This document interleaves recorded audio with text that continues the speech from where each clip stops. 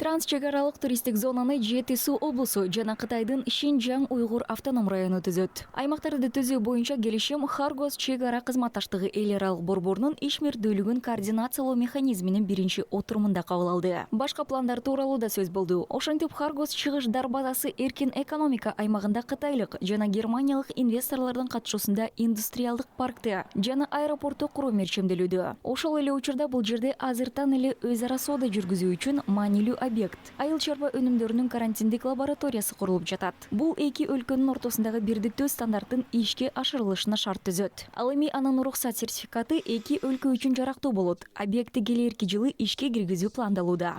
Проблемами при экспорте продуктов животного производства, растительного производства. Биздин ишкерлер мал жана өсүмдүк азыктарын экспорттоодо айрым көйгөйлөргө туш болушат. Анткени бал, эт, сүт сыяктуу бул азыктар сертификацияны талап кылат. Андыктан мындай лаборатория түзүүдө эмилгеси чоң көйгөйдү чечип, ишкерлерге Кытайга товарларды оңой алып кирүүгө шарт түзөт.